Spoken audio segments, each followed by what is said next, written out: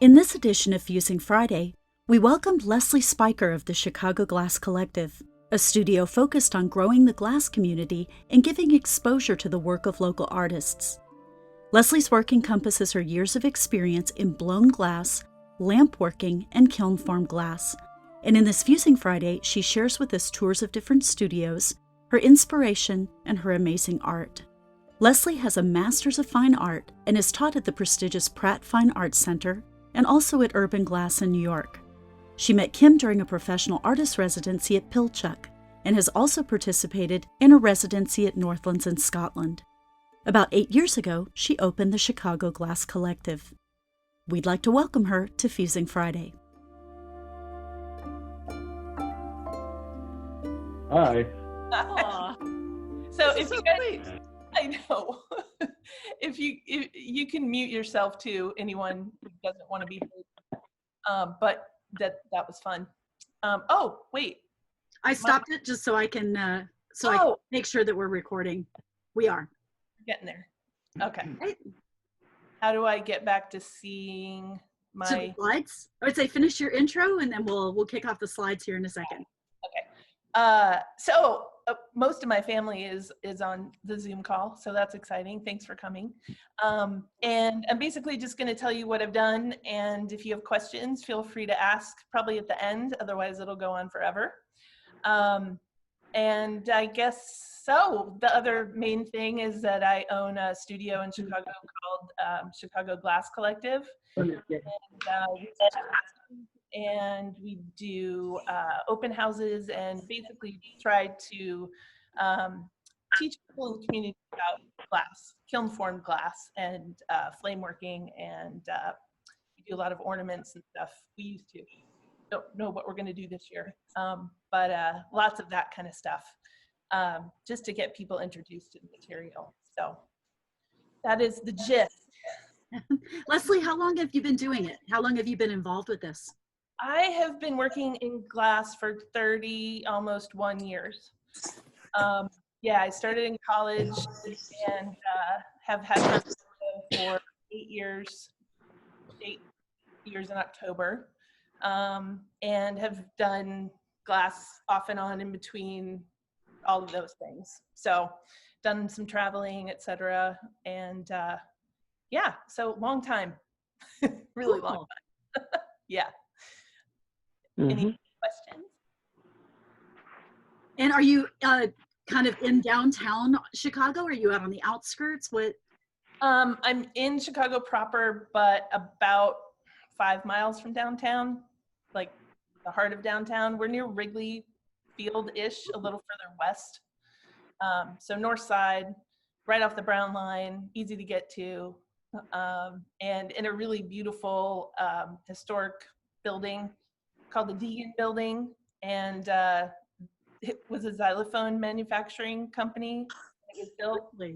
Yeah. So, just so happened to get really lucky when I found the space, and you guys will see that too. So cool. There's still a guy that repairs xylophones down the hall, so every once in a while we'll hear them, which is kind of fun. But yeah, it's in the Ravenswood corridor, which is kind of like the arts corridor, and where all the craft breweries are. So lots of people coming and going, but I don't have a storefront. I'm actually inside the building, so you kind of have to know about me to get in there. So very cool. Yeah. All right, you ready? And I would like to say that the reason Leslie is here talking to largely Helions and other sort of folks as well is that she and I met a few years ago at a residency at Pilchuck and hit it off. I loved her work. I loved her spirit. And when Kat and I sort of became the content developers for Fusing Friday, I was looking around for who's cool that we can inflict this upon. And she volunteered. So thank you. Yes, of course. Oh my gosh. Yeah. I was going to put a picture of you in the presentation, but I forgot to ask, so I didn't do it. But yeah, met at a great residency at Pilchuck. It was awesome. That sounds cool. Very cool. Yeah, it was fun. All right. All right. I'm ready. I'm looking at the gallery of people and black screens. Right. Okay. Here we go. Share it. There it goes. And then let me get to the Lay slideshow. There we go. Okay, go up to the, let's see, is the first one. Can you go up one? There it is. Okay, hi everybody. This is me and my mom back in the 70s. I always like to show a picture of us. She's a huge support for me for my whole life, and really believed in me and my art and encouraged me all along the way. So we are at a picnic in Brown County, Indiana. Next. There we go. This is the other crew of awesome people that support me. There's my dad. He's the one that whistled. Right behind me, there's my awesome stepmom, Wynn. There's my sister in front, and my uncle, Mike, who's also here. So that was from Christmas this year. That was fun. So these guys have helped support me all along the way as well. Next. Okay, Uncle Frank. Uncle Frank was my grandfather's brother-in-law. Grandpa's in the hat, grandma's in the golf sweater. There's me with my feathered hair, and Uncle Frank with the plaid coat. He was instrumental in starting the Old Town Art Fair in Chicago. He lived in Chicago for years, was an artist, worked at the Art Institute, taught there, showed his paintings all over the world. And that is a mural that he did behind us. That's his studio in Lakeside, Michigan. And I was lucky enough to be able to know him for a little while, and he was my mentor. He encouraged me to make work, mostly drawings and paintings and stuff. And what we used to do is draw pictures back and forth to each other, which was so much fun. So he really just was an inspiration to me. I like to show pictures of him too. Next. Indianapolis Art Center. You'll see a string of art centers going through my work or through my presentation. Indianapolis Art Center, I started taking classes there when I was 4. And our family friend, Joyce Summers, ran the place for 30 plus years and grew it. It did not look like this when I started going there. I took clay classes and metal and printmaking, and just really kind of kept me interested in art all the way along. Had a great program in high school too, but Indianapolis Art Center was really kind of my heart and where I met lots and lots of people and learned tons of stuff. So that's what it looks like now. Michael Graves designed the building, so it's pretty spectacular. Great place for Indianapolis to have. Next. So at the Indianapolis Art Center, I fell in love with clay and raccoon. It involved fire and chaos, and I loved it. And really, really just kind of grabbed me. So I did a lot of raku work. I did some throwing. It wasn't really my thing, but I actually got into college for ceramics. So next slide is Alfred University. It's known for its ceramic engineering program and its ceramic program for artists, as well as the glass program. So I got in there and was one of, I think, 4 women in the entire glass program, and learned a ton from my instructors. And it was a great place to go to school. It was out of the way. You could either work really hard or party really hard. And I did a little bit of partying and a lot of work. So it was a good mix, and it was beautiful. It was in the foothills of the Allegheny Mountains in New York. But it's a fantastic school. Next. I really got interested in neon lighting. That they had a program there at the school, as well as glass and installations. My first installation that I did, I was interested in working with an enclosed space. It was actually a courtyard that had one entrance, and the same was the exit. These pillars of light are to be interacted with. They're made of cloth, hardware cloth, which is square, all the way down to cheesecloth, which is what the fabric is. And it just kind of responded to the space and the grid and the architectural nature of the space while having you interact with these lights. Next. So going along with the grid idea, I got to see the Age quilt laid out in the mall in DC for the first time ever. This is my BFA show, and it is my response to seeing that for the first time. It's there are panels of light on the floor and on the walls, and it's silent in there except for the hum of the neon lighting. So it's very serene, very quiet, contemplative, and that's really what I wanted to show, because that's how I felt when I saw the actual quilt. So, and again, kind of going off the space and the grids and the ceiling and the floor, working with the architecture. Next. There's another slide. These are really old. I wish I would have gotten better photographs. Next. Then after school, I got to go to Penland School of Crafts. If you guys haven't heard of this place, look it up. It's amazing. They have a beautiful glass studio. I got to go for 2 months, and I did a concentration in blacksmithing and metals, silversmithing. So I actually got to use that air hammer on the bottom left, which was amazing. And we used coal fire for the forges. So we made tongs and bottle openers and just learned how to work with metal, which was really exciting. And a wonderful place to be for that chunk of time. How long was the program there, Leslie?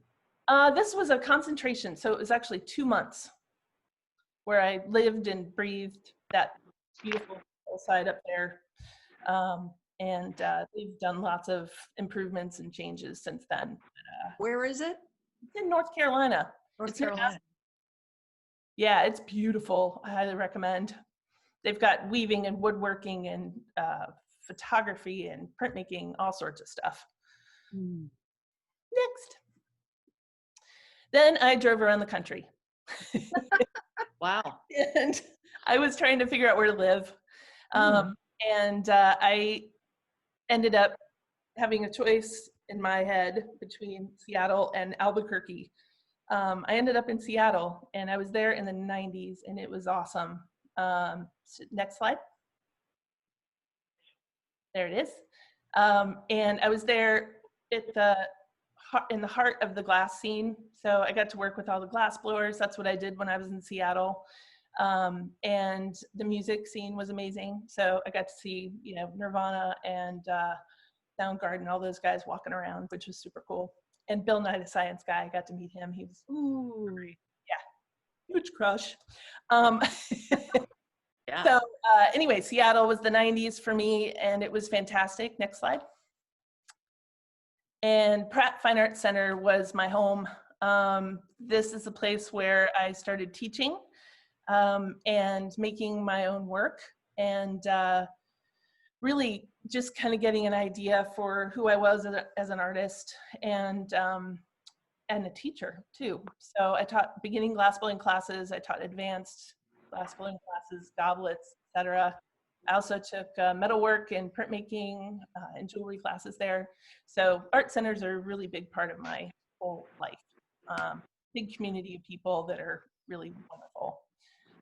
Next. Okay, so this is the furnace I helped build. And the woman in the middle was my mentor. She was, I developed a work study program so I could work with her. And the other guy is a friend of ours who helped us build it. I welded some of the parts together, cut the bricks, helped put the whole thing together. It was awesome. And I was very tan. So things have changed a little bit, but both of those people are glass artists as well. So it was an awesome team. I learned a lot from her and my time there. Next. So teaching, creating, I'm making a ray gun there for my class. So it's a hollow goblet basically that you throw a little piece of wax in, and then you blow into the pipe on the other end, and then fire shoots out, which is so much fun. So that's what I would do for the students at the end of class, just so we could, kind of celebrate our time. But yeah, taught a lot there. It was great. Next. Me blowing glass. I think I'm making a bottle of some sort for a class project. Next. Some of my stuff from my glass blowing days, goblets, glasses. I really like playing with color. And I really liked working with enamel. So the bottom left Mm. is painted, and they're called grawl blanks. So you make a blank in the shop and then you let it cool off, and then you can manipulate it, paint it, carve into it, whatever you want to do, and then you can heat it back up and manipulate it further, which is really exciting. So just a couple of samples of that stuff. Next. And this guy. Lino Tagliapietra, yep. He was a mentor of mine there as well.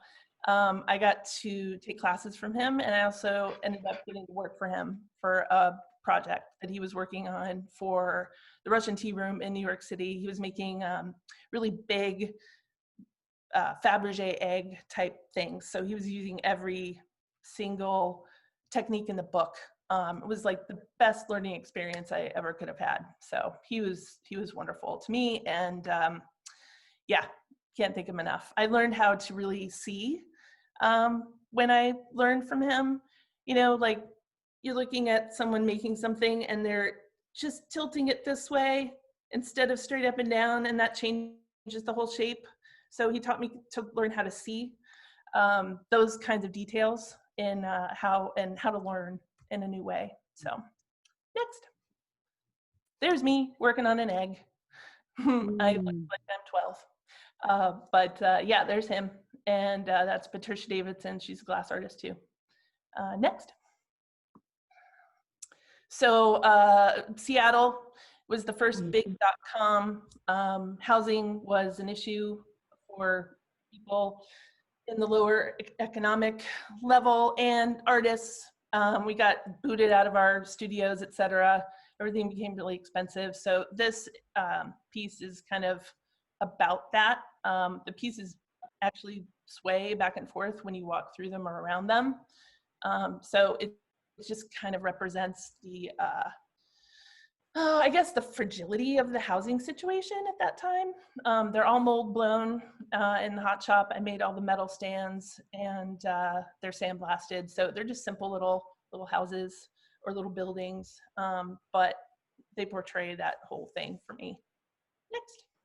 So Leslie, those are they're hollow. They're hollow. Yep. Yeah, they're all little squares, or they were blown into metal molds. And then I manipulated them afterwards and made the stands. They're actually, I think the tallest one is like 6'6". So they really sway quite a bit, but they don't fall over. So it's like a weeble wobble thing, but not quite. That's beautiful. Thank you. Yeah, that was a really fun project. And I ended up figuring out how to make them so I could disassemble them and ship them, which was fun. Beautiful idea. Thank you. Yeah. Yeah, I want to do some more stuff like this. No, that's okay.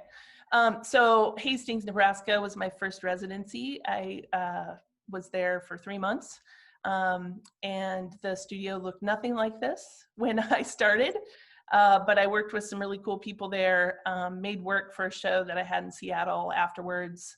This is Tom Krieger. He developed a glass program there and expanded it into this beautiful place. And Nebraska was very interesting. I really liked it, but it was very interesting. Totally different situation from Seattle. So it was a very interesting and educational experience. Next. So I made these there. Again, kind of built around the idea of the housing issue. These are very big. They range from a foot tall to 2 feet tall. They're all mold blown, and they have cast glass windows, and they're lit from within. And again, they're stable, but they're not really stable. So it's that whole idea of housing issues. There was an earthquake during this show, but luckily nothing fell over. I can't believe it still. But these are all painted with Paradise paints, which no longer exist. But it was fun to get the buildings even bigger and have people move very carefully around them. And we built all the pedestals too. So what are the pedestals built out of? They're wood. Yeah. Yeah. So all of the lighting is inside those. So they're all hollow, just like the other ones, only bigger. Did somebody have a question? I just heard somebody.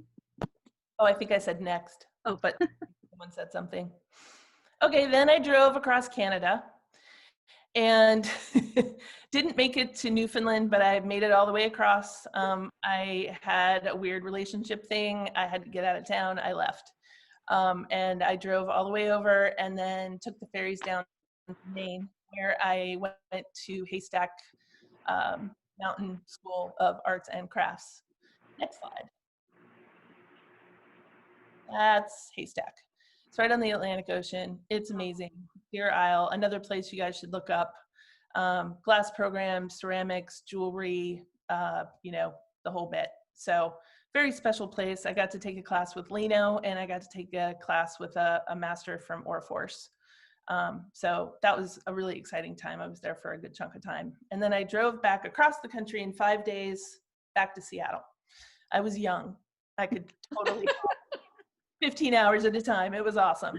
Okay, next slide. Then I got to go to Italy, which was incredible. I wanted to go somewhere every year for my birthday.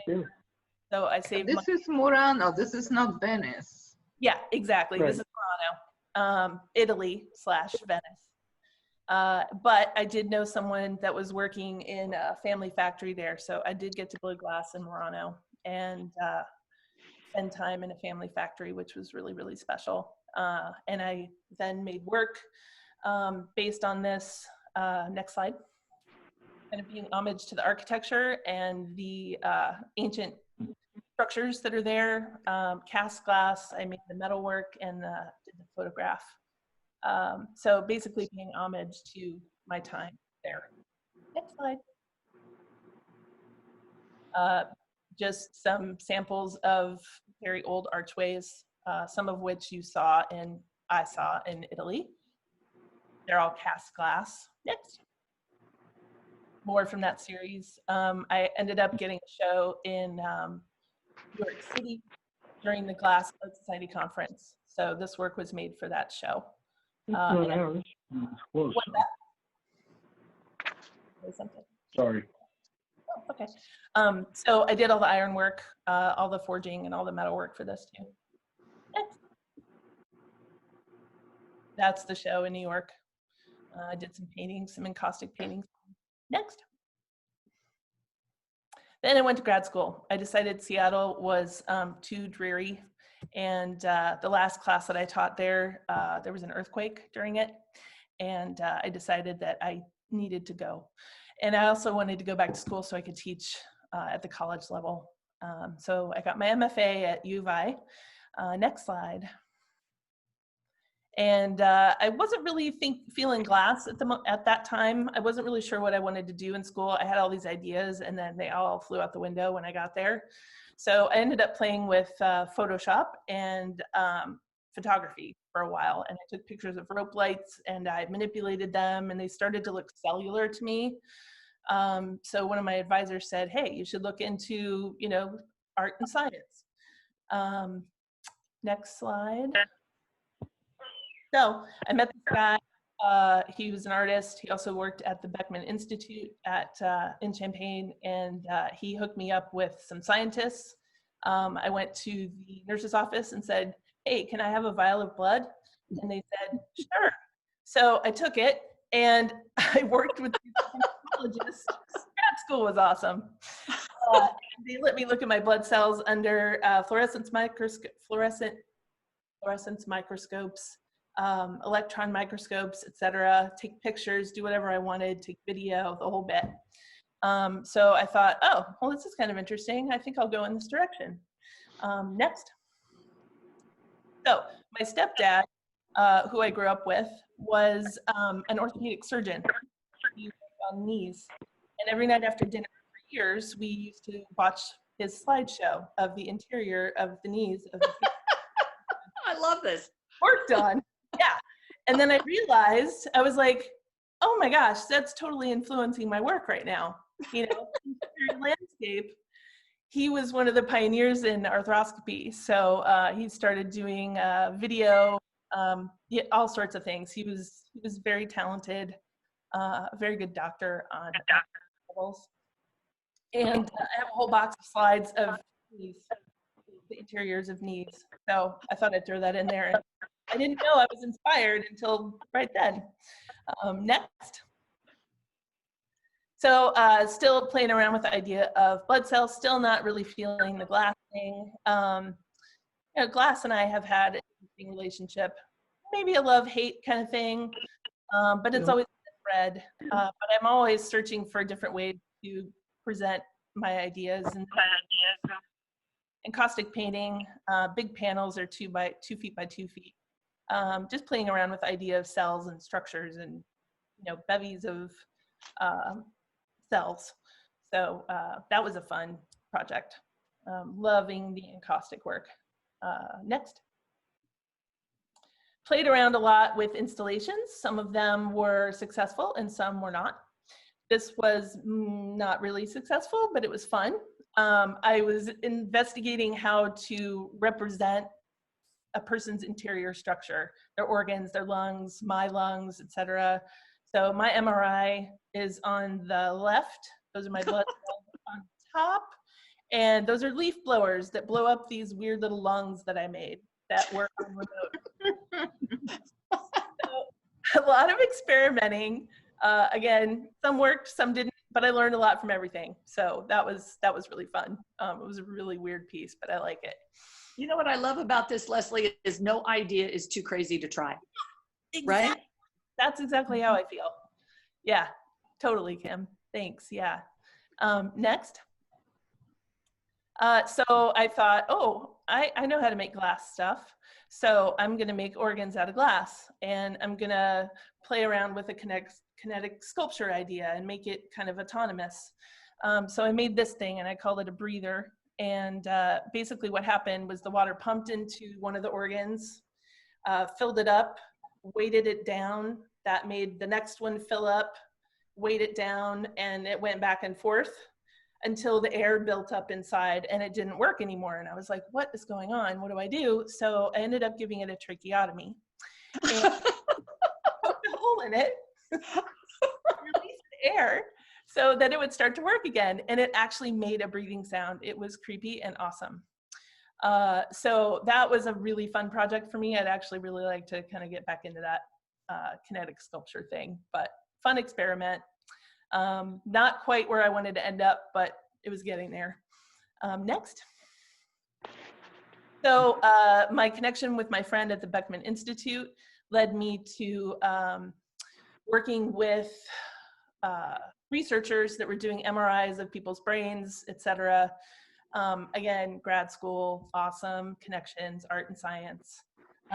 I was able to work with the guys in the imaging technology suite to take the MRI imagery that I had gotten from being a guinea pig for some of the researchers. I would help them do their tests and research in the MRI, and they would give me all my images.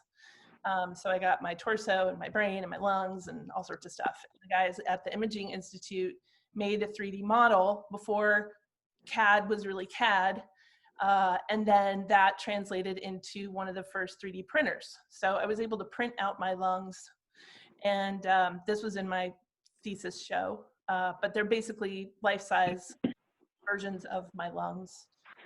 They're pigmented. 3D printer was absolutely huge. It was probably, I don't know, 8 feet tall by 3 or 4 feet wide. Nothing like what they are today. So that was kind of a fun experiment. Next. So this was my biggest installation. I wanted to kind of play around with the idea of being inside a cellular structure or an organ.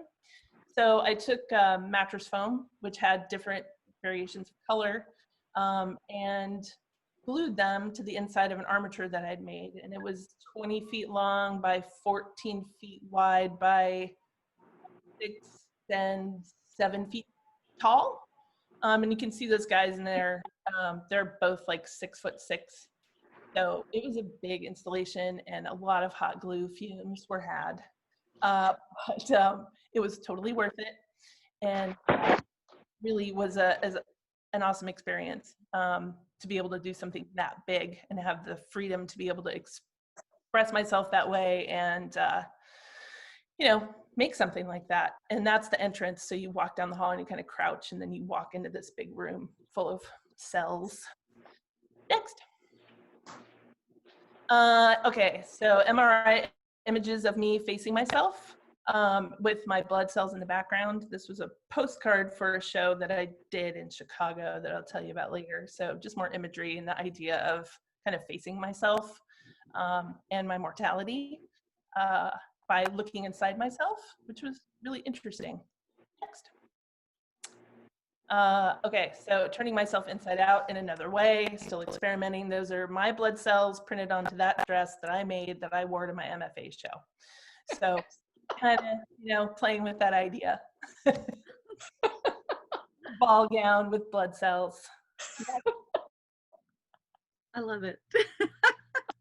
It's fun. I love experimenting. Next. Okay, so this is another one that I did for Art Basel. There was a side exhibition called Omni Art, and I got asked to do one of these cellular rooms. It was lit differently, but people could walk in. There were tons of people that came through there, so you could see the footprints. But it was a much smaller space, but it was taller, so it was kind of that way. And then I ended up deciding that I wanted to have people be able to see people inside the room. Next slide. So I cut out part of the wall, and I put lenses inside the window so you could see what was happening inside the organ. So that was fun to play around with inside outside again. Next.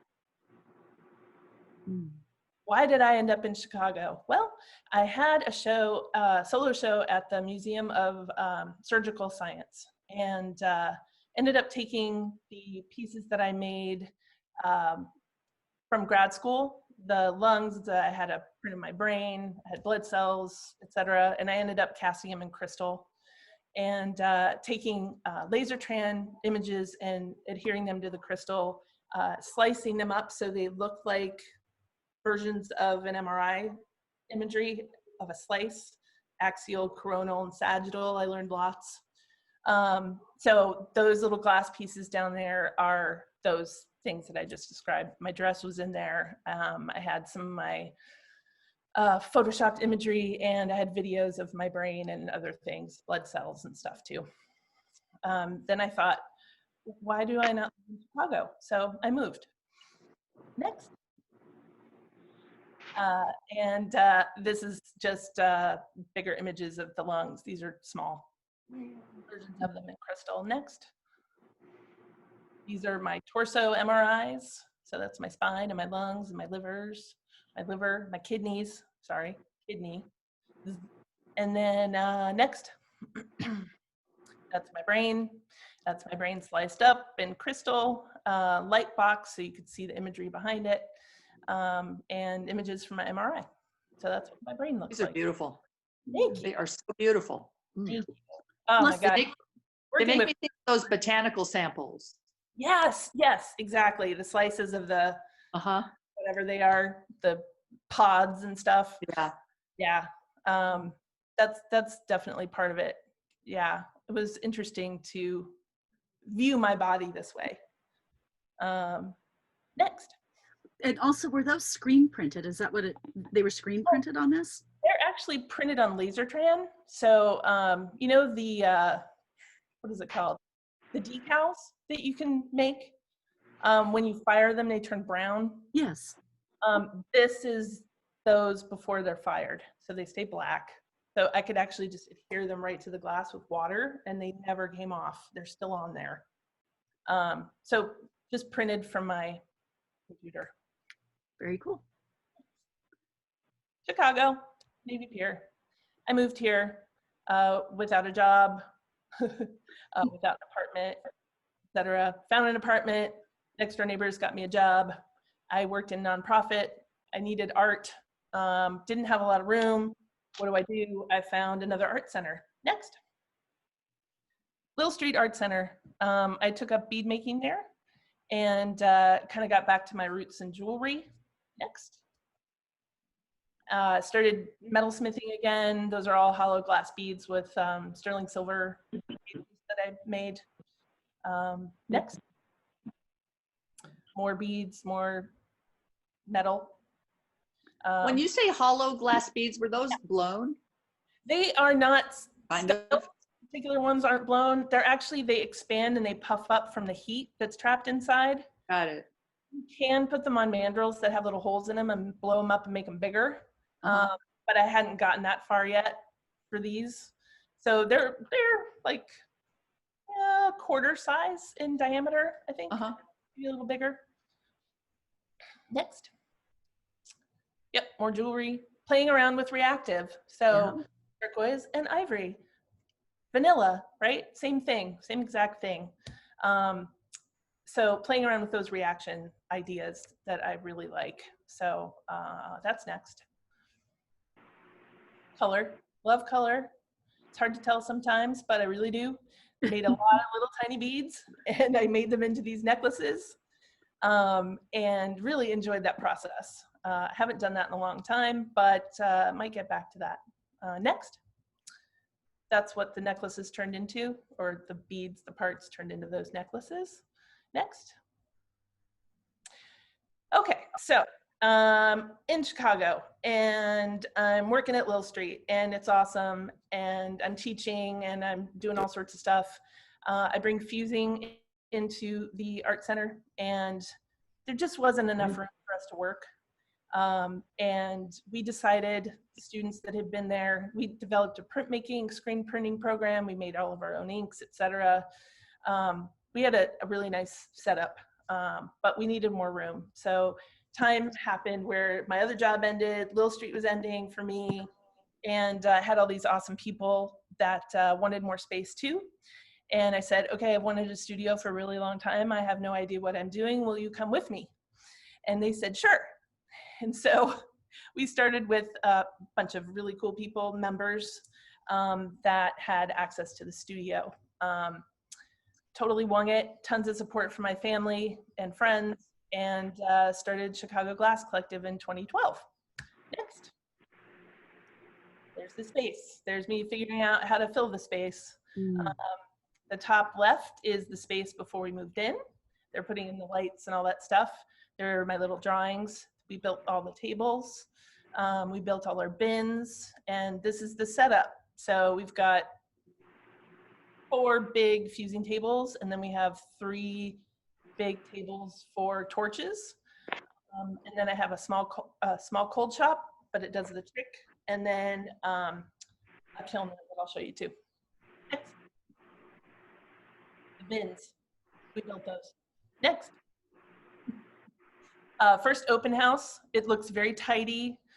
Nothing's on the walls, bright light. So that's the space that I got. It was 3,000 square feet and they chopped it up, and I just so happened to get there right at the perfect time and said, I want it.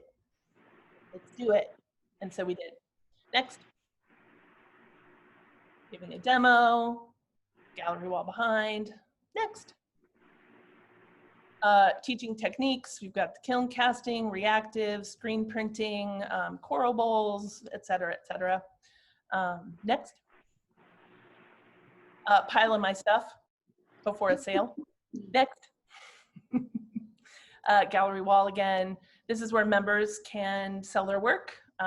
When we have classes, people come in, buy stuff. When we have our huge sale, the Ravenswood Art Walk, which we will not be having this year. It's a big weekend for us to get people in. We do demos. We have a huge sale.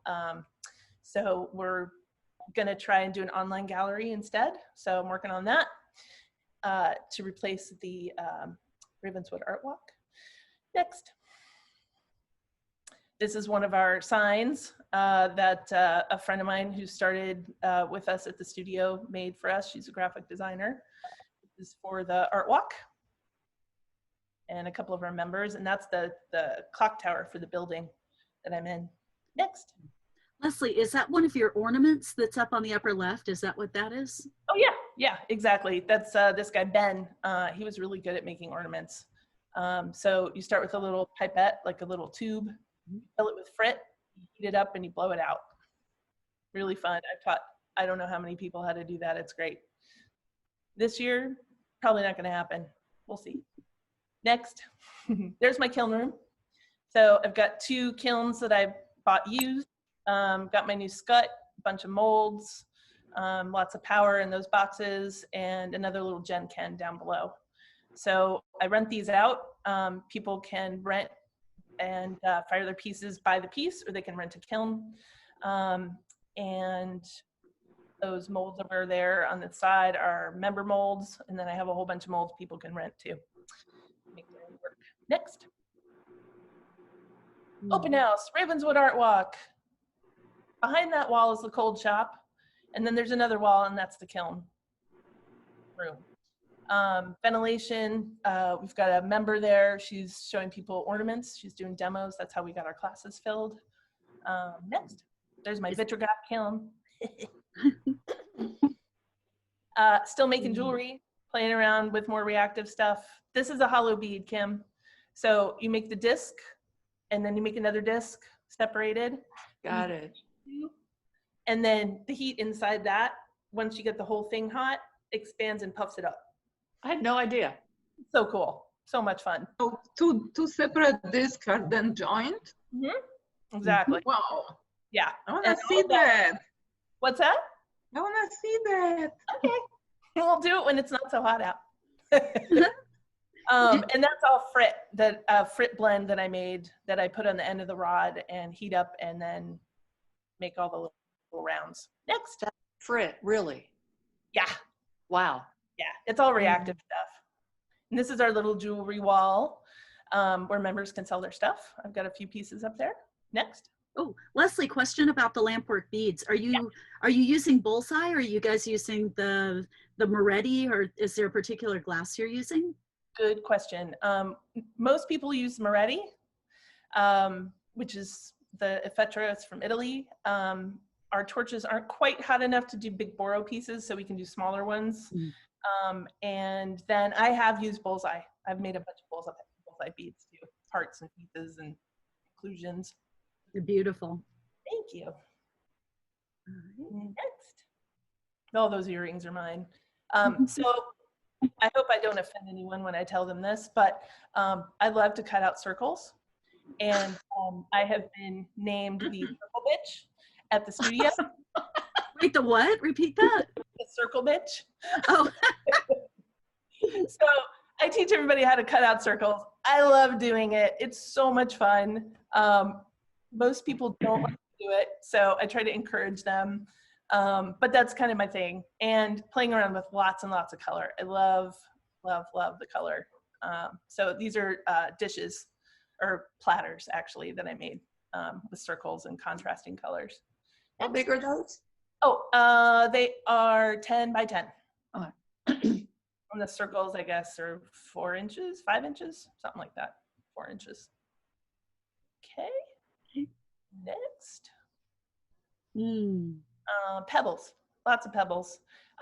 Playing around with the idea of the inside of working with both sides. So the pebbles on 2 of these pieces you can actually see on both sides, and they go in a stand. My favorite one, the one down there in the bottom right, fell off and broke, which was sad, but fun to experiment and play around with color. And that's the studio light in the morning, which is yummy, except in the summer when it heats up the whole thing. Next. Again, playing with color. I like the idea of having some of the pebbles have some of the same color as the base. I like playing around with putting the pebbles on the edge to get the edge to ripple, and have some of that color from the pebbles blend into the plate. Next. Fine Arts Center, back to Pratt. I taught a master class in beginning fusing there. Next. And I taught everybody how to use metallic pens. We made blanks for roll-ups, so everybody got a cup. We did raking and flow bars and stenciling. Really fun intro class. Next. I got a commission for friends that were redoing their living room or had just finished their living room. I was inspired by some of the pieces that I saw online. I kind of did my own on it. These are all pieces that I cut out from Irid, Thin, and 3 mil, and layered them and added coarse frit in there for texture. They're all tack fused. And I hired someone to make the aluminum panels. They're 36 by 12, and there are 3 of them. Next. Big commission. So much fun. They have that place in Florida. They were wanting to bring some of that color up to Chicago, and the reflection on the metal, and you guys have seen the metal back plates and stuff. So that was my first commission. Next. You've seen this before, I think. The lines, playing around with architectural elements, and reactive. Next, circles. More circles. I really have a thing for them. So if anyone ever has issues with circle cutting, let me know, I will help you. Next. Took a vitrograph class from Nathan Sandberg. It was awesome, had a great time. This is the pieces I made. Next. Playing around with steel blue stringers. Really like the divot that happens there. Playing around with contrasting colors that will allow the steel blue to show up. Next. Trying to make some wholesale pieces too. So just real simple, letting the glass kind of do its thing. Next. What's it called? Pot melt. Did a pot melt. And then cut rings to go around the outside. So end up being so heavy. So those aren't solid pieces of glass behind it. There's one solid piece and the rest are rings. Playing around with color again. Next. There's my studio in Panorama. It's definitely got more stuff going on in there than the first couple of pictures. Next. Okay, so Pilchuck, life changer. I'd been there for as a TA and an artist assistant before in the past. Then I get to do a residency. I got invited by Steve Klein and Richard Parrish, and got to spend 10 days there making work. I had no idea what I was going to do when I got there, so it was all about experimenting. This is the kiln shop at Pilchuck up on the hill. Next. Steve on the left, Richard on the right. These guys have been awesome mentors. Learned a lot from them. Guidance, etc. has been just awesome. I mean, there's no other way to put it. Encouragement as well. Next. So what do? I play around with stringer and enamel. I want to see what the enamel does when it's covered by lines that are clear. I want to see how the glass moves, how the enamel moves, how the lines might get darker, thinner, thicker, etc. Next. That's the result. Lots of really cool information in there that's making me think how things overlap, how to get a pattern, how to just explore the materials in their kind of essence. Next. Playing around with frit, still experimenting. I love to photograph. I love what the glass is doing. Like, how is that happening? Coarse frit that I've covered in enamel to see how it fires, and just really enjoying the light and how it represents the glass and shadows. Next. Okay, so chalkboard in the kiln shop. There's something about the shadow and the movement of the lines from the board that I really, really enjoyed. How do I get that in glass?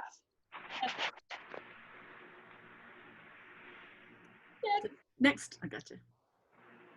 Oh, this is me playing around. These are all small. They're all sample size.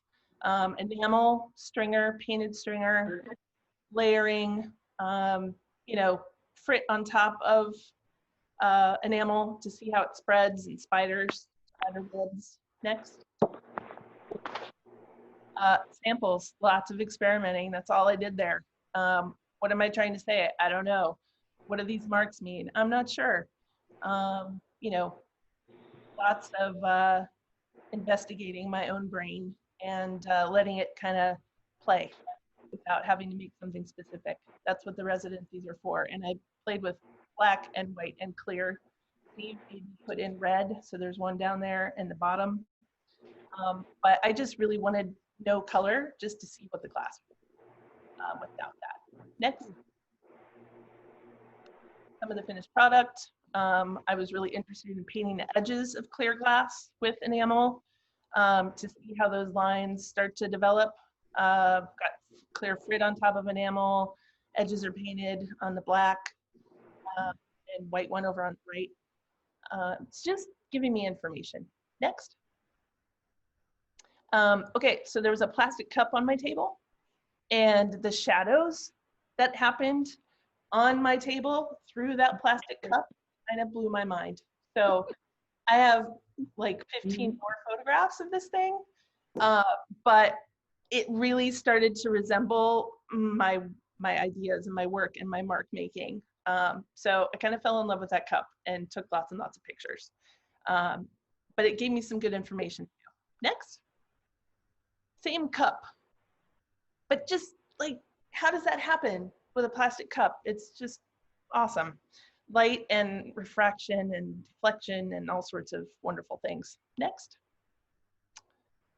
Playing around with edges again, more samples. Next. Really starting to play around with layering. This one kind of gave me the idea of motion, a little bit cellular, playing around with you know, a horizon line, splitting up the things. Next. More samples. And a view kind of sort of from the side of that one that I just showed you. But how do I get really small, skinny lines? Very sharp point and sgraffito, so scratching away the enamel. But playing around with magnification by putting a big thick rod on top of that. So that bottom right one is what that was about. Next. Again, playing around, very small sample. I really love what the paint is doing on the stringers. Next, that's one side and that's the other side. So playing around with two-sided things and trying to, you know, play around with the imagery on both sides. Next. More mark making. What does this mean? What's happening here? I was kind of starting to develop a language in my head from these marks.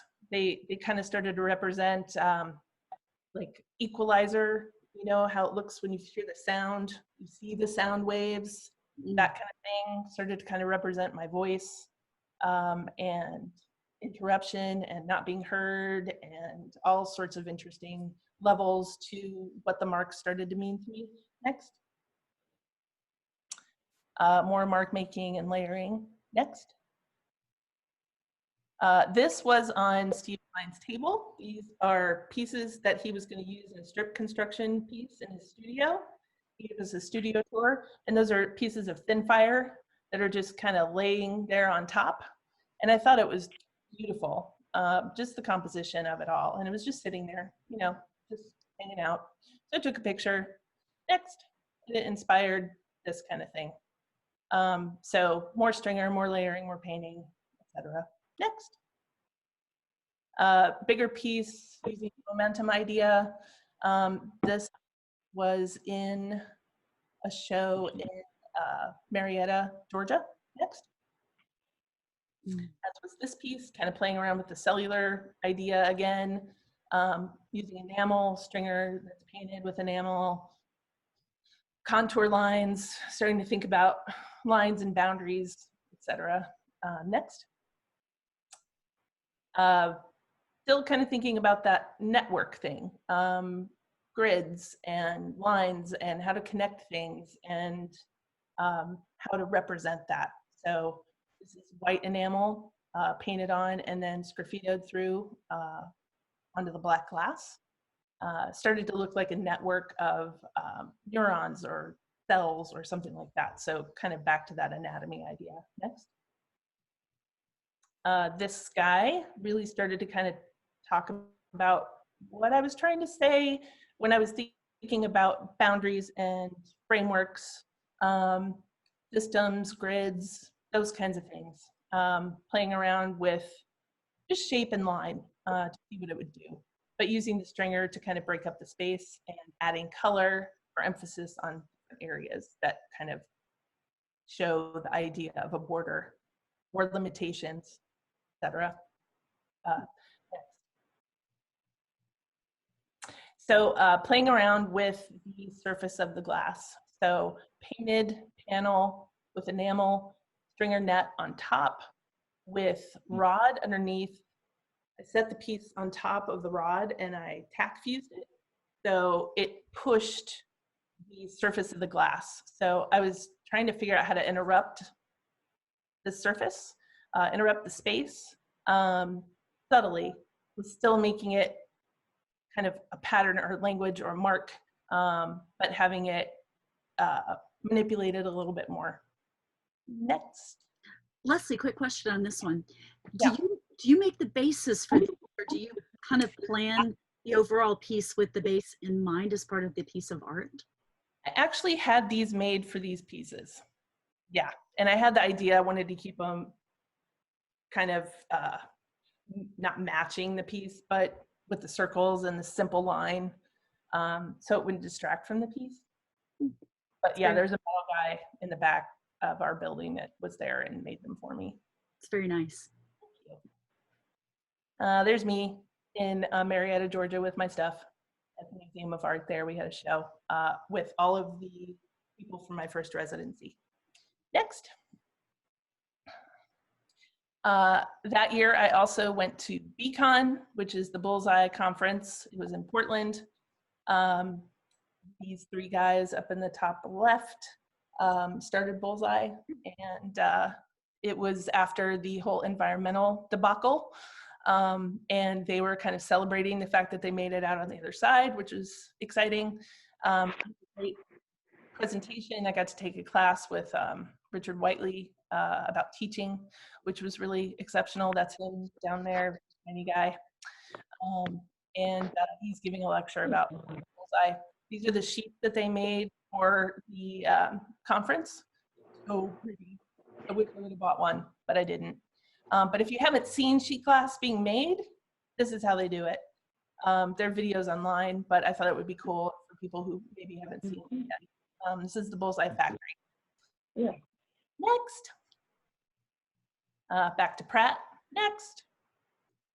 Teaching a master class in pattern bars. Those are my crazy students. This is the Pratt studio. It's very hot.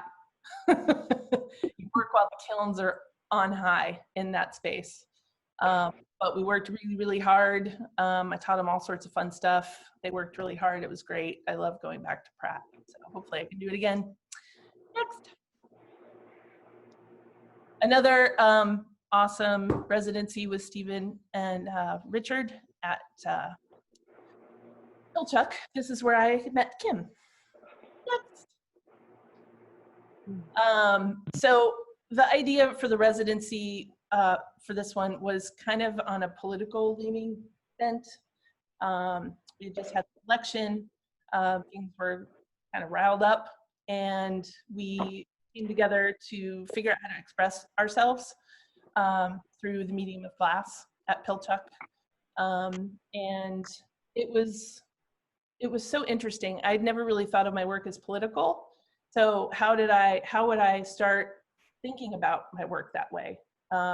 That was kind of the idea. So who are my influences? What is their work about? What are these grids and systems and networks and things that I have been thinking about for so long? How can I translate that into something? Martin Purrier, I got to see his show of drawings and prints, and it was spectacular. And he plays a lot with volume and peripheries and boundaries and limitations using mixed media. This is one of his, I think it's an etching. But it just really spoke to me. So looking at artists for ideas or inspiration. Next.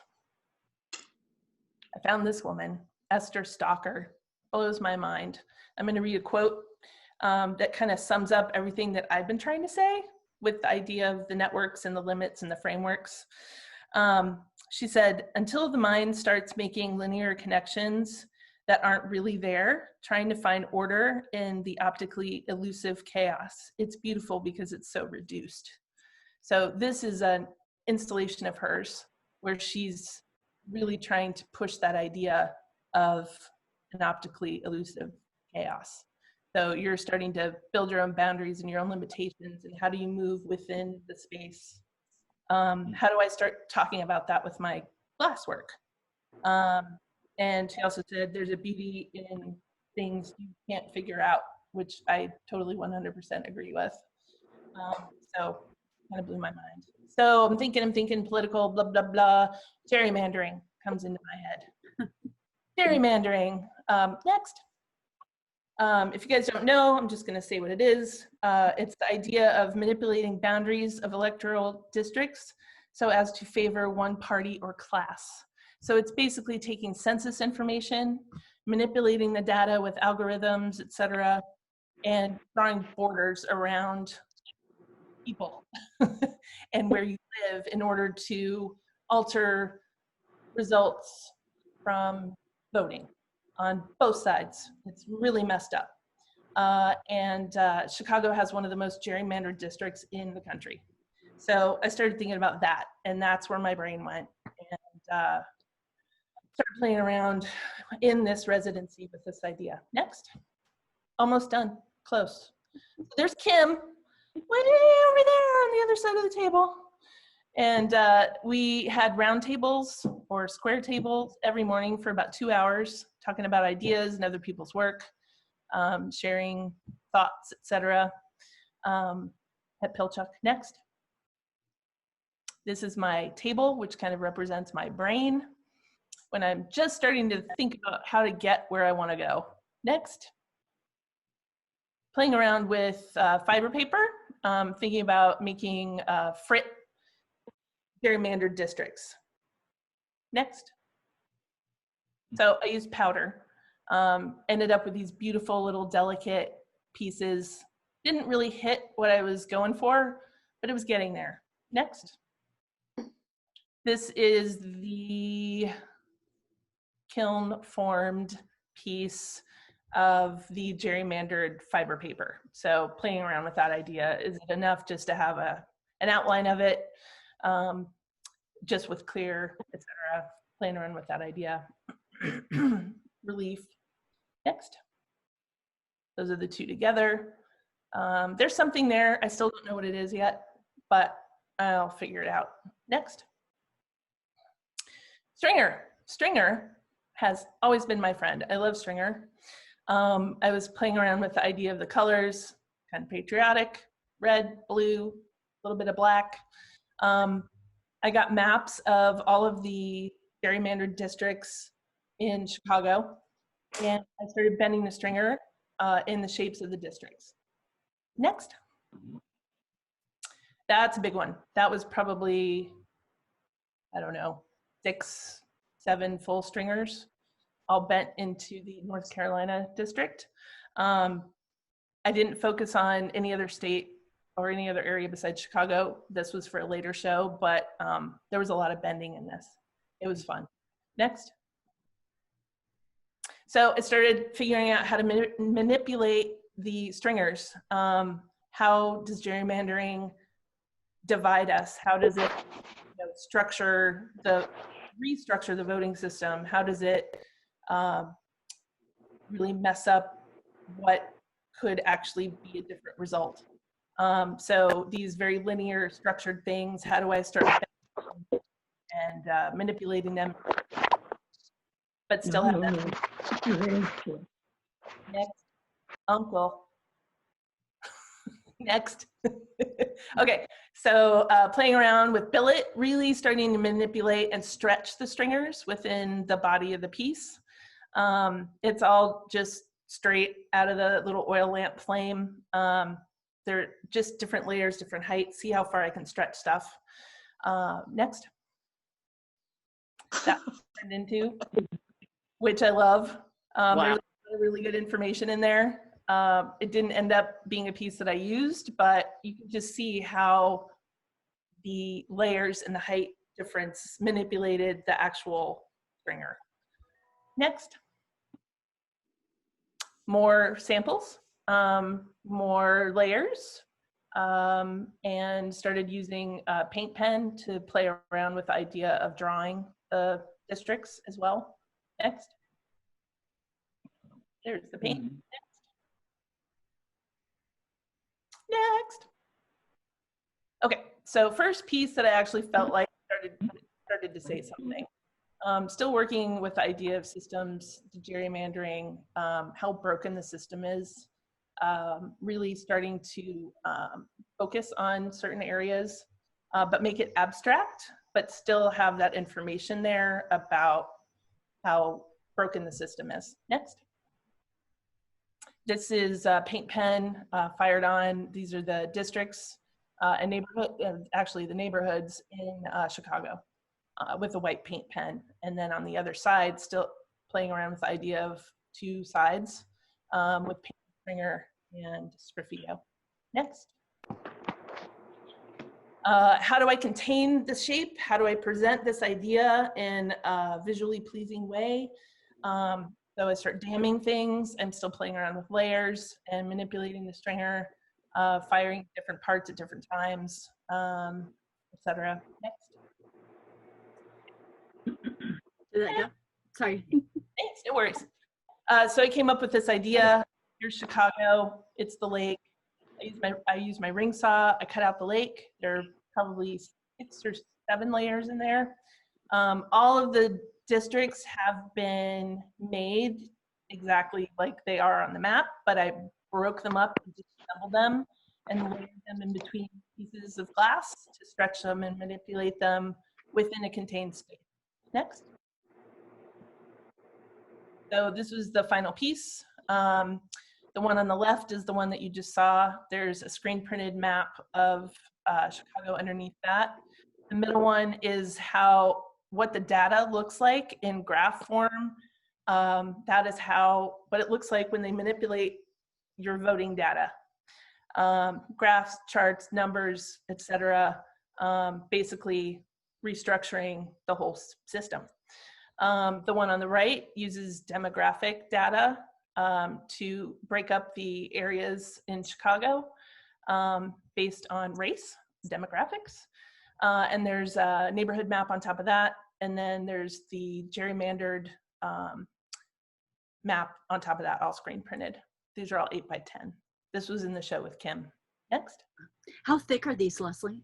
They're an inch. An inch thick. Mm-hmm. Yeah, I got really lucky and I didn't have to cold work anything. I don't know how that happened. I'm really happy. It was Kim. She's a good luck charm. Yeah. Wow. Yes, exactly. So this is just a view from the side. You see the street map and the gerrymandered districts, etc. Screen printed. Next. A show at the Illinois Wesleyan University, played around with more ideas about demographics and gerrymandering and how it really exploits the areas in cities and states that are economically challenged. Next. Played around with more districting ideas, took gerrymandering areas from all over the country and put them all into these little pieces that made up a tile on the wall. Next. So this is kind of how I got the idea of layering. Next. All stringers. So there's Pennsylvania and Maryland and North Carolina and Massachusetts and New York and Illinois. So these are all the gerrymandered districts, all bent and then broken up and fired. Next. Some of them are tacked. I really wanted to kind of get that idea of reading and manipulating space so you could actually see how it worked. Next. And then I started using the demographic information and thinking about the violence in Chicago. You can see the gerrymandering map on top of this. You'll see where the votes are being skewed. in different neighborhoods. Unfortunately, all those blue dots represent shootings in Chicago, and the red dots represent the actual people that died, groups of people, and they are on the south and west sides. You've heard about it on the news, I'm sure. But I wanted to start talking about that and how do you use maps and data and information to start talking about an issue, kind of riffing off of gerrymandering stuff. And then the one next to it is a map of gerrymandered districts in Chicago, the neighborhood map, they're all screen printed on, and then the statistical data of the people that are killed month by month in Chicago, and how they are basically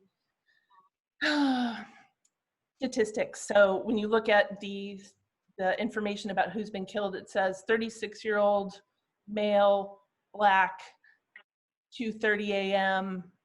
Wednesday. That's it. So when you look at information about who these people are, that's what you find. The red dots represent people that have been killed by the month. So it's getting somewhere. It's not finished. There's still a lot of work to do on this idea, but I wanted to use the layering and the imagery to start talking about the disparities. Next. Okay, so that's the screen print. The dots are on there, and those are the red sections that represent the homicides. Next. Oh, detail of that one. So you can see 33:56 a.m. Male, black, age 38. Da da da da da. That's how they're represented in the paper. Next. This was a piece that I did in response to a friend of mine passing away. Just really kind of a reaction. So Sgraffito again, playing around with that idea.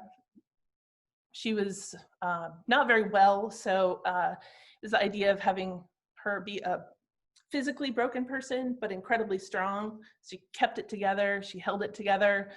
Next, there's a webbing that I put down the middle to kind of hold the pieces together.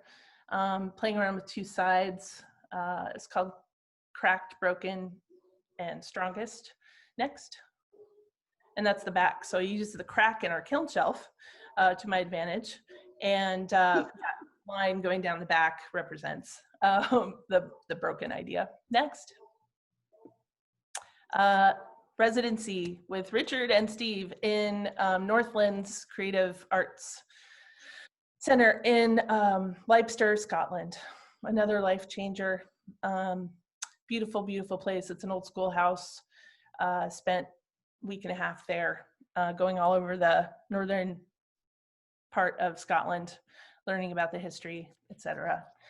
Really just responding to my environment. It was 2 weeks after my friend died, so I didn't really have a lot of brain bandwidth. So I kind of dropped all the political stuff and all the heavy stuff. It was a residency that was based on stillness. So I took a lot of photos and I barely made any glass, which was actually fine. Next.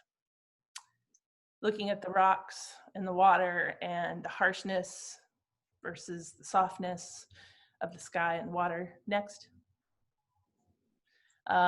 Aging boats, being by the sea, the colors, so it's kind of gray and black and dark with all the stone, and then you get these really beautiful, vibrant pops of color that kind of brought joy. Next. How are the stones stacked? Who put them there? Why is there a line up the middle? You know, that kind of information was starting to be really interesting to me. Next. Bright colors again, fishing nets. Love it, so pretty. Next. Started to get really interested in the repairs on these pathways and walkways. What's the history of them? How long have they been there? Who put them there? How deep do they go? What's the shape of the repair? Looks like a puzzle piece. It's a story in shapes. Really started to kind of get into that too. Next. Lichen, shapes, texture, lines around the edges, all that kind of stuff that I think about with glass. Next. Leslie, another question for you. Do you have a regular camera, like a DSLR that you're using for your photos, or do you just use your phone? Is it kind of? Just my phone. Yep. This phone, actually. Looks great. Thank you. It is a good phone. I mean, it's a good camera. Next. Almost done, I swear. Another repair patch job. A lot of history in that one. Very organic. Next.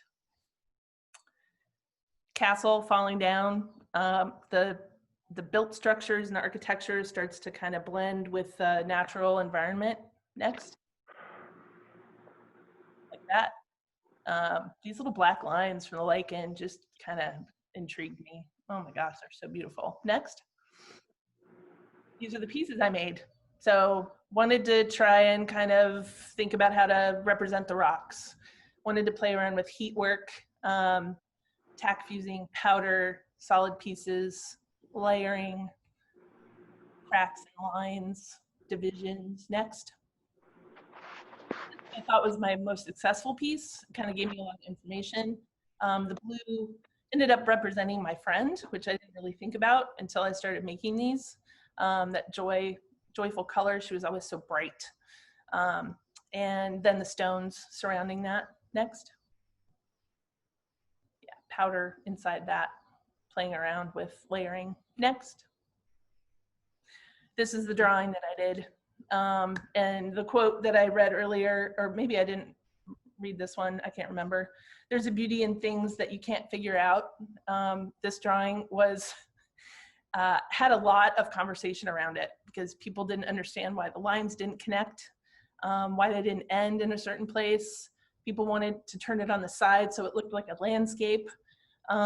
It wasn't that to me. It was just like,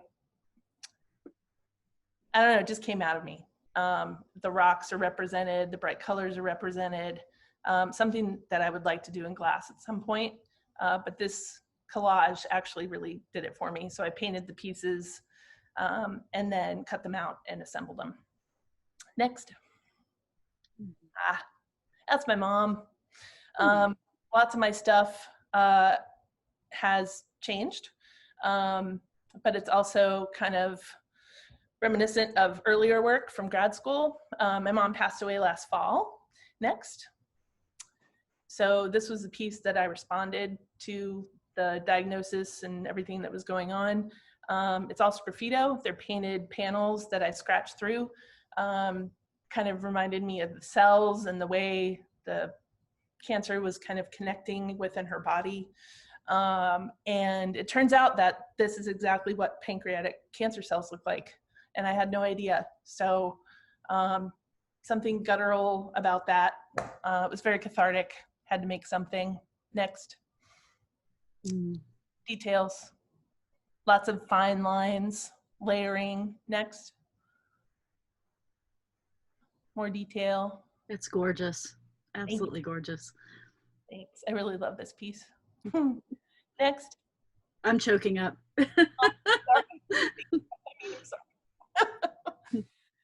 So while she was figuring out how to, move on to the next realm, whatever you want to think about that kind of stuff, she'd gotten me a class for my 50th birthday at Pilchuck. So I'd been a TA and an AA and done residencies there, but I'd never been a student. So I got a week class there with this amazing woman.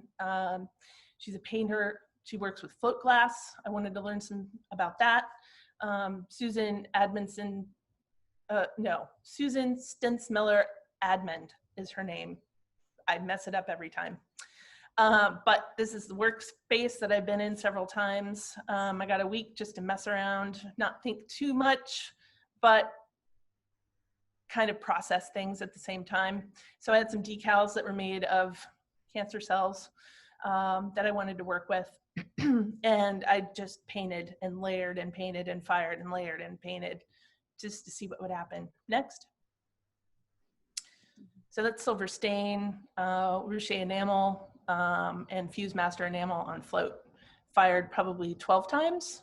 just to start to get that depth. Next. Decals, you can see them up there at the top, playing around just with paint and not thinking too much about perfection. Next. Details, going back to that networking idea, the webs, systems. Next. That red that I've only been able to get with float glass and these enamels. Awesome. Just playing around with line and material, really. Next. Oh, let's see. Yeah. So that next, sorry. So there's the cancer cell, that the top left, that I didn't know what it looked like, but you can see it looks like my, which is still very strange. Next. So lots of things happened after that. I came home from that residency. My mom passed away. She needed space to do her thing, so she didn't want me there, which was fine. I had to do my own processing. We met back up. And then I went back to work, taught ornaments for 2.5 months. New Year came, I turned 50, coronavirus, go team. So, I have been using parts and pieces in my studio that I've had forever, and I'm just playing right now. Nothing major, nothing terribly interesting, but this was a kiln load that I did at the beginning of all this craziness. Next. Pattern bars that I had lying around for probably 15 years that I decided to use. Need to be cold worked and finished, but I thought they were cool. Next. Playing around with stringer and single sheet, cutting those up and assembling for functional stuff. This turned into a platter. Next. Trying to educate myself while sitting at home. A gallery that I can't remember the name of did an interview with Toot Zinski and in her studio, and she showed us her process. This is her holding one of her pieces. It's not cleaned up, but she is a fantastic artist. If you haven't looked her up, look her up. Next, almost done. Learning from Nathan Sandberg, as always. He's great. No, I'm going on my 3rd class at the end of the month. And next, final slide, my first virtual class, my first virtual student. That's it. Yay. That went on for a very long time, I'm sorry. No, it's fantastic. It was good. It was good? It was so good. Good, I'm glad you liked it. Oh, people stuck around. Awesome. Yeah, I've been watching, and we have the same number of people. That's amazing. Actually, it peaked at 30, so we had a good turnout. That's great. Awesome. Thanks for hanging out, everybody. Anybody have any questions? Nope. What is your very favorite technique? Do you have something that you always go back to? Does it fit your mood? Is it certain techniques for your mood? Yeah, I think I play with fire when I really have a lot of energy and it's not too hot out. I love making jewelry still. Beads are one of my favorite things to do because you're so focused and that's all there is, and it's melty and fun. And then I really like playing around with pattern bars quite a bit and pot melt, just kind of using scrap and playing with color. Vitrograph is also very fun. I can't say I have one thing, but I've also been doing a lot of drawing and photographs. So, it's mishmash of lots of things. So that's anybody? Yeah, anybody? Actually, I have a very selfish question, not necessarily about your presentation, but inspired by it. Sure. I know that we cannot see each other truly face to face, but I feel the strong need of having a discussion. Can we have like a one-on-one Zoom meeting on something? Absolutely. This Okay, that would be really good. Video. Yeah, absolutely. We'll figure it out. We can do that. Yay. Let's see. Anybody else? What kind of color paints do you use? I actually use glass line quite a bit. And I've used Ruche. I haven't had a lot of luck with Ruche. Fuse Master is really good. And then I'm going to start looking into Colorline from the Bullseye. They make a screen printing ink that's pretty good. It's a little thick, but yeah, those are my favorites. Thanks. Anybody else? Right? Thanks for sticking around, everybody. Thanks, Uncle. I think I muted them, or I kept hearing noise. I think. Yeah, he was playing with his new kitten.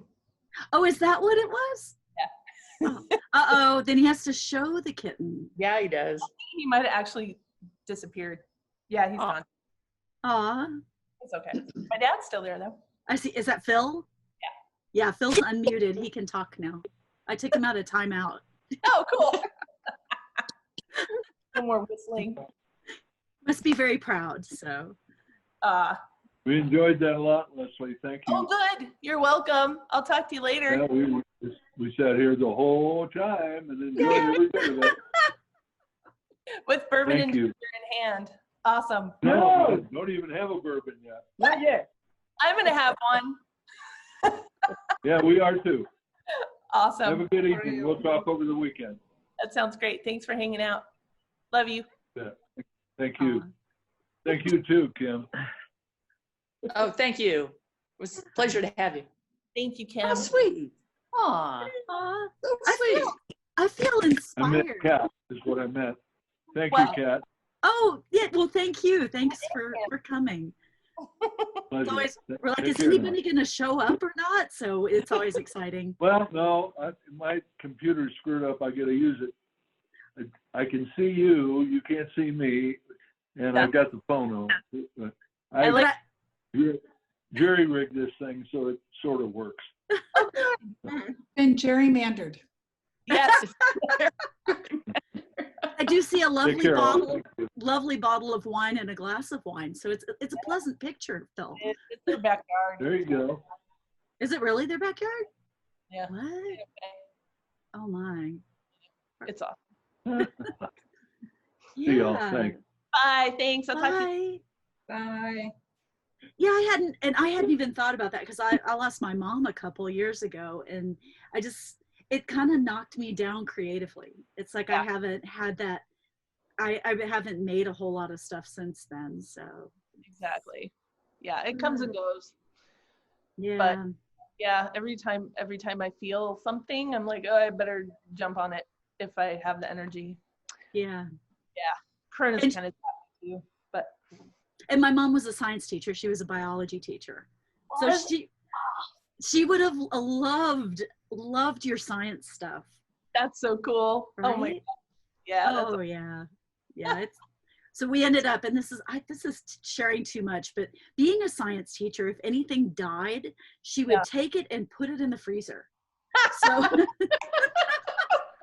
that's terrible, I know, but it's like, oh my, there is a bird that fell out of the tree and it's up, it goes into the freezer, which was fine until we had a hurricane in Houston in 1981, and the freezer died.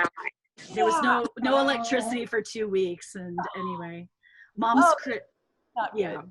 And you might have, and even if she found something, so it's like, oh, here's a lizard, she would go put it in an ant bed so she could get the skeleton.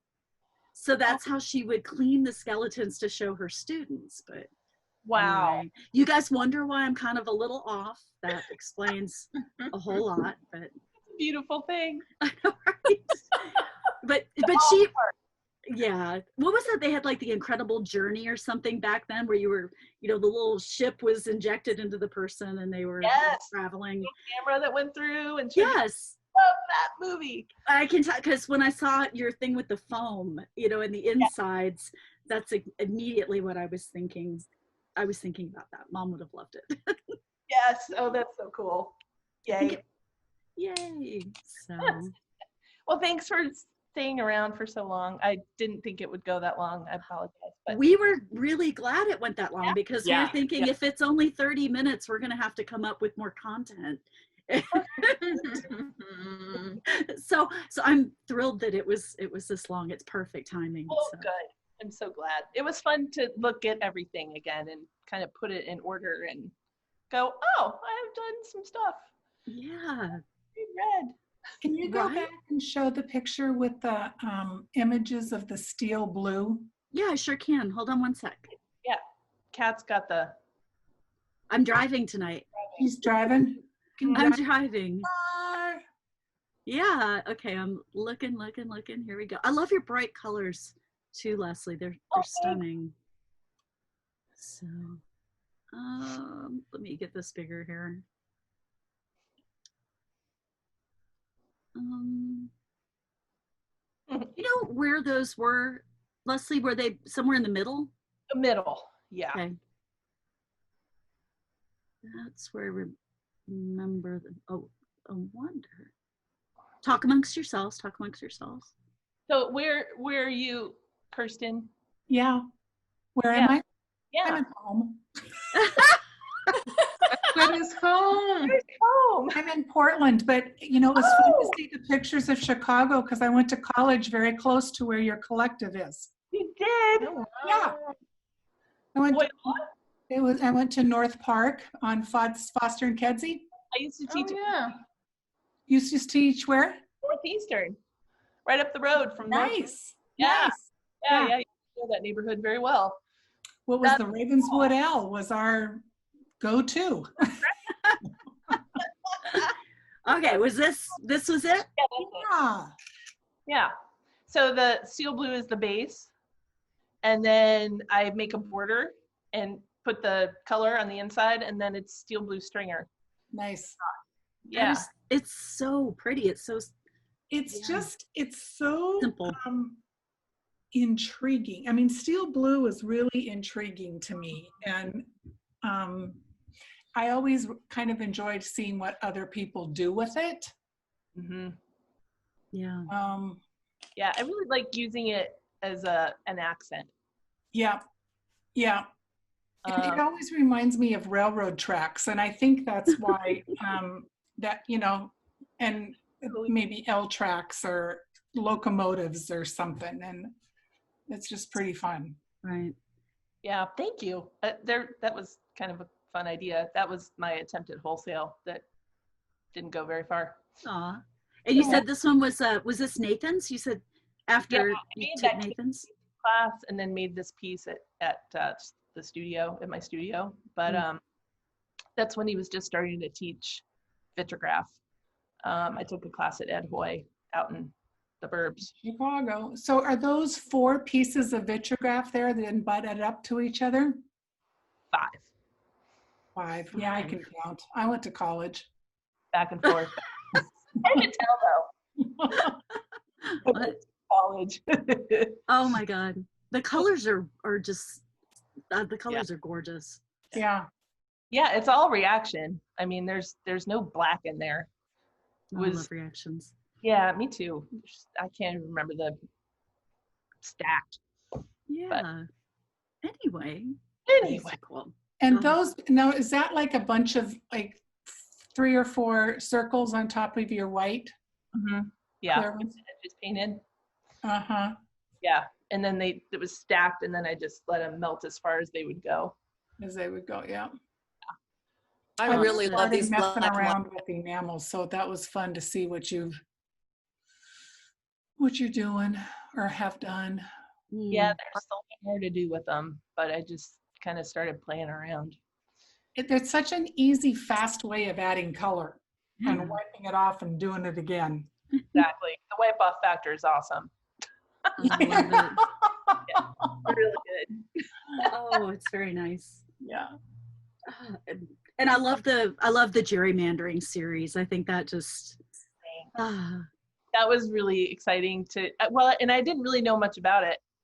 So I got to study and learn all this new stuff, and yeah. weird and complicated.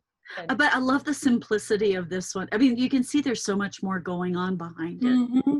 That it's like at first, so your eyes are drawn to the red and the blue, but then there's all this other stuff going on behind it. Yeah, I love gorgeous. the transparency of it. And that's just a white enamel that I sgraffitoed. It just isn't painted very thick. Yeah. You can still see Oh, it. so that's not screen print. I mean, it's Right. not screen printed. Yeah. No, that's a stringer. Oh, is it a blue? It might actually be a blue stringer. I can't remember if I painted that one or not. And then the red is around a piece of clear. So I love the way you can highlight that way and magnify areas. Yeah. Back, it's the enamel that I scratched through. I thought you might have even had a picture of that one early on, but I think I'm mistaken. Anyway. There. Leslie, tell me if you relate to this. When I was doing my piece for this exhibit, the political stuff, I really had a hard time doing the work because it made me angry. Yeah. And it took the joy out of the work in a lot of ways. I can see that for sure. Yeah, I don't think it, I liked that I learned about it because I felt empowered with the knowledge of Right. how messed up it all is. And it did kind of make me angry, but I liked the process so much that that kind of faded, or, you know, it's put in the background a little bit. Right. Yeah, and the technical part of it and trying to make it work, and how many different times I had to try it, and that kind of pushed it. That's amazing. Yeah. Thanks. I love amazing. the demographic pieces. I just love them. Yeah. There's a lot of craziness going on in the city. Man, yeah. And when I saw this, these were individual pieces of frit, I'm guessing. Is that right? Yeah, I looked at maps of you know, where the shootings had taken place over, you know, a stretch of time, and the little red dots are where people were killed. The blue ones, there weren't quite that many. It was just more of an emphasis of the area where they were happening. But those are all shootings, and then the red dots are, you know, the cane or rod that really amplified the areas where most of the homicides took place. Now, what drew you to Chicago? So it seems you kind of landed there. What drew you to the city? Well, I grew up in Indiana, and Chicago was my get the hell out of Indiana. I've been coming up here since I was 6, so it was kind of, you know, like big city, Midwest. Right. And I was in Cleveland teaching at the Cleveland Institute of Art, and I taught glass there, and I couldn't get a job to save my life after that ended. And I was like, why am I not in Chicago after that show? And I just picked up and moved. Got a place, you know, a couple weeks before I moved, and that was that. But it was just, it felt right. It was one of those gut feels, you know? Yeah. And I love the city, and why not? So 14 years later. Right? Did your mom have that same sense of adventure? Do you think? Yeah, I think so. I think she wanted to be a little more adventurous. But, you know, work and marriage and whatever, kid, kind of, she was a caterer. She was an English teacher. She did so many cool things, like outside of, you know, traveling. Yeah. Yeah. So she was adventurous in her own way. Very cool. For sure. Yeah. And she was into botany and biology too, actually. Oh, Here she is. that's so sweet. Yeah, she's a good one. Yeah. You can tell. Yeah. Seems like you got a lot of creativity from her, so. Yeah, you know, she painted for a while when I was really little, and before I showed up. So she was actually really talented. She just never went in that art direction. She was a chef. She owned a restaurant and kind of went creatively that direction, which was really cool because I reaped the benefits. Yummy. Exactly. Yeah. So Kim, Kim, are you out there? I'm here. Oh, she's lounging. I'm know. here. I am. Thank you so much for asking me to do this. This was really fun. I am so glad you were up for it. Yeah. Thank you. Thank you.